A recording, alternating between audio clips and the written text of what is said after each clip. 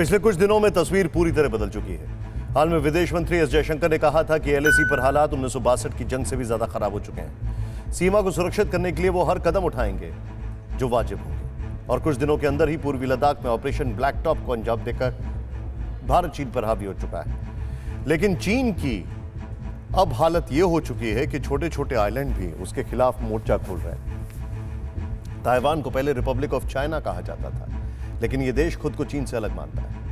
अब इसने अपने पासपोर्ट से रिपब्लिक ऑफ चाइना हटाकर सिर्फ ताइवान लिख दिया। दरअसल ताइवान और तिब्बत चीन की ऐसी कमजोर नसें हैं जिन्हें भारत अगर दबा दे तो ड्रैगन का दम घुटना तय है। और अगर भारत विस्तारवाद के खिलाफ खड़ा है तो ताइवान और तिब्बत के साथ खड़ा होना ही चाहिए। तो एक तरफ भारत ने एलएसी पर चीन के दुस्साहस का मुंहतोड़ जवाब दिया है और दूसरी तरफ उसे कूटनीतिक मोर्चे पर भी घेरा है। लेकिन एक तीसरा मोर्चा भी है जहां भारत लगातार चीन को चोट पहुंचा रहा है। चीन को सबसे ज्यादा घमंड अपनी इकोनॉमी पे है और भारत ने सरहद पर तनाव बढ़ने के बाद सीधा चीन की इकोनॉमी पर वार किया। वो इकोनॉमी जो चीन की रीढ़ की हड्डी है और उस पर चोट से जिनपिंग सबसे ज्यादा कराउट है। इसके तहत चीन पर अब तक 3 बार डिजिटल स्ट्राइक की जा चुकी है और अब तक 224 ऐप बैन हो चुके हैं। सबसे पहले 29 जून को 59 चाइनीज ऐप बैन किए गए थे, फिर 28 जुलाई को 47 ऐप्स और बैन किए गए, फिर 2 सितंबर को पबजी समेत 118 ऐप को बैन कर दिया गया। एक के बाद एक भारत की आर्थिक चोट से चीन तिलमिलाहट बढ़ती जा रही है। पबजी समेत 118 ऐप्स पर बैन से पर चीन के वाणिज्य मंत्रालय ने कहा है कि चीन इस मसले पर गंभीर है और उसका कड़ा विरोध करता है। भारत की कार्रवाई न केवल चीनी निवेशकों और सर्विस प्रोवाइडर्स के कानूनी अधिकारों और हितों को नुकसान पहुंचाती है, बल्कि एक खुली अर्थव्यवस्था के रूप में भारत के निवेश का माहौल पर भारतीय कंज्यूमर्स के हितों को भी नुकसान पहुंचाता है। लेकिन हकीकत यह है कि चीन को सबसे ज्यादा अपने हित की चिंता है, क्योंकि डिजिटल स्ट्राइक उस पर बहुत भारी पड़ रही है। कैसे, इसे भी समझिए।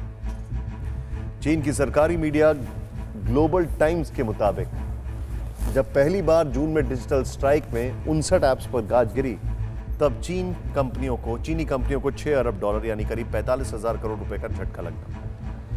अकेले टिकटॉक को सालाना करीब 720 करोड़ रुपए का नुकसान की बात कही गई थी। जरा सोचिए, अब तो कुल 224 चाइनीज ऐप्स पर बैन लग चुका है। चीन को कितना बड़ा नुकसान पहुंचा होगा, और खासकर पबजी जैसे बेहद पॉपुलर ऐप से यह चीन के लिए कितनी गंभीर चोट है। इसके जरिए भारत क्या संदेश देना चाहता है, देखें ये रिपोर्ट।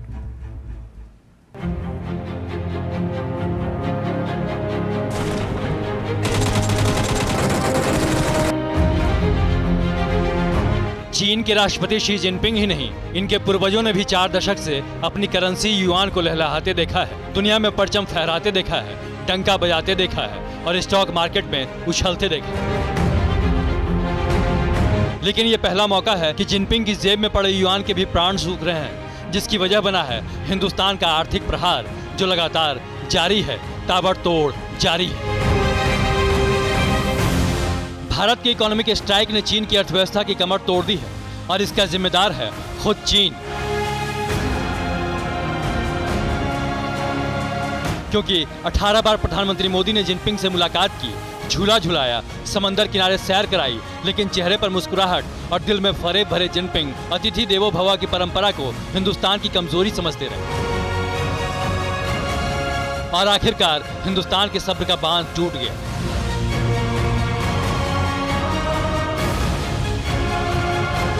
ये पबजी वाला है क्या?